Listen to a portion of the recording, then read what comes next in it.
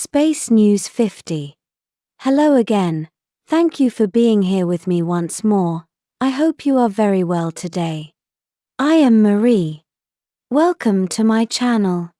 This information can be seen as science fiction, or as the viewer sees best, and I post it for entertainment purposes only. Still, I take my information very seriously, and for whoever has eyes to see. I am writing this on the morning of November 8, 2024. Before I continue, I feel the most censored in this kind of videos, as I simply cannot speak freely or say all I know here on YouTube, which is very frustrating for me. The first item for today. At the same time that I published my videos about deluge, where I stated the possibility that the universal, or worldwide, biblical flood may have occurred several times, not only once, and that the last one may have been as recently as 200 years ago, a terrible flood tragedy was occurring in the area of Valencia, in Spain, with a replica happening in Barcelona as well. As I mentioned in my videos about the deluge, there is worldwide evidence not only of several gigantic floods, but also of mudflows of such gigantic proportions that they buried, or half-buried entire cities, and fairly recently. Although that flood or floods may be the consequence of genuine natural disasters, such as the falling water of the destroyed planet Tiamat, there is another aspect explanation or possibility, which I was about to include in that video and I did not, and now I resent not haven't. Weaponizing weather is nothing new, it is simply not so much in the public domain, not as a weapon, but as simple climate manipulation. Many governments openly accept using cloud seeding and other techniques to alter the weather, even in third world countries. It would be quite naive to assume that governments would not use their latest versions of weather manipulation technology as a weapon, especially when deniability is so easy when they use it. Therefore, all those cities that have strong evidence of having been flooded and buried with mud can also be the result of deliberate attacks using weaponized weather, as we just saw in Spain. Artificial weather manipulation has been around on Earth officially at least since the decade of 1930. It was most probably also used during the Second World War, and it was most certainly used during the Vietnam War. But as I have mentioned countless times before, the history of planet Earth is very different from the official version. Therefore, it is easy to assume that advanced weather manipulation and weaponization existed well before the decade of 1930, but in the hands of Earth's controllers. High technology, in general, has existed on Earth for thousands of years, and they only make believe one or another item of it is new and recently developed, when it is convenient for them. Therefore, it is not so far-fetched to consider the very real possibility that weaponized weather was deliberately used during the last social reset, that evidence points out occurred as recently as 200 years ago. And yes, that ship full of strange antennas and equipment, at least most of you out there have seen near Valencia, Spain, has everything to do with the floods. So much more to say, I feel so gagged. So Carrot has one. I don't like to go into politics because I see them very differently than the majority of the human population, and they generate a lot of illogical passion I do not wish to mess with. All I can say is that I see him as the lesser of two evils, yet still just another puppet member of a global mechanism that controls both sides, and only places one against the other as a play, as part of the human experience, yet everything is controlled from above. As Mark Twain said, and I quote, "If voting made a difference, they wouldn't let us do it," end of quote. And as a side note, there is debate whether he actually said that or not. And as someone else said, the powers that be would never let the commoner decide who will be in power. From where I stand, it is all theatre, where they cause a problem to sell the public a solution, and politics is no exception. It is a distraction for the people, so they cannot add the dots to see who is really in power and controlling their lives.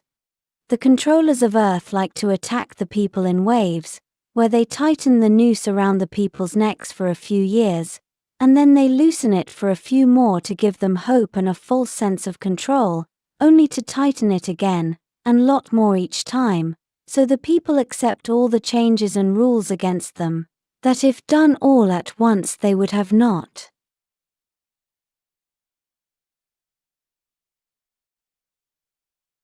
They also use extensive fear tactics against the people, so they return to their primordial reactions based on pure survival, making them move away from the rational mind, therefore causing a mass psychosis where the masses all together can do horrible things that no normal of their citizen would do otherwise when alone. Most people still wrongly assume that what the masses believe is the truth, as they do not have the strength to think on their own, and as George S. Patton said, and I quote, "If everyone is thinking alike, then somebody isn't thinking." End quote. I would rather say that if everyone is thinking alike, then no one is thinking. I am not in favor of any Earth politician, as I am well aware of what is behind all of them and of the Federation's sick game. All I wish is that at least something good may come to the people. I'll end this subject here. In other subjects, I propose the construction of 4 bridges in Toleka City, Temmer, 2 new hospitals, one to the north of the city and the other to the south, as well as the construction of another leaf skyscraper to house a new public library and data center. I also proposed the construction of a new museum dedicated to Taygetan space travel, which will be located in the space next to the Space Academy's headquarters. On the opposite side of the Space Academy building, I also proposed the construction of a new dormitory, recreation, and sustenance building for space cadets, complete with conference rooms, mess halls, and a leisure activity center. They have all passed the public inspection, and the population of Toleka City have accepted all but one of my construction proposals, one of the bridges. This is because it would be constructed over a mangrove area of the river, which is a nesting site for pygmy ducks, a very cute species not found on Earth. The adults of this species rarely grow larger than a small pigeon. When I planned that bridge, all I had to guide me were hyper-accurate holograms of the area, here in Starship Sardaclea, and that mangrove was not included in it. Anyhow, I am so happy that Taygeteanos can be so respectful to nature. A few comments from other videos, which I feel the need to clarify, as it had fed speculation. When I went undercover to Temmer using full immersion communications technology, I entered Toleka City in the lower arches of the secondary entrance of the High Council Great Hall, and then I exited through an APC truck.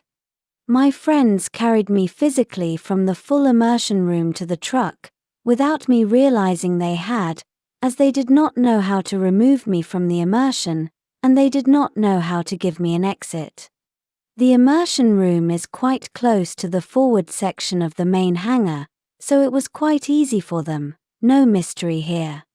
The reason why I had bodyguards while in immersion and even an APC truck was only for training protocol reasons for my 2 Shinenim friends and guards, Cassia and Alir. I didn't need protection, but it was convenient as I didn't know how to handle a large group of people around me, and how to remove myself from them diplomatically. I am now planning a second undercover incursion into Toleka City, this time completely alone, with no one else there with me, and with a new gadget this time, a frequency blocker or suppressor so the Taygetan population cannot detect me using immersion technology with their special sunglasses, because that is how they finally busted my cover and found me. This time I will enter by myself in one predetermined place in the city, and I will exit the full immersion experience, using the same spot, unlike the first time where I wandered off arbitrarily, not thinking I had to return to my entry point. This will be all for today. As always, thank you for watching my video, and for liking, sharing, and subscribing for more. It helps this channel grow a lot. And I hope to see you here next time. With much love and appreciation, your friend, Marie Swaruu.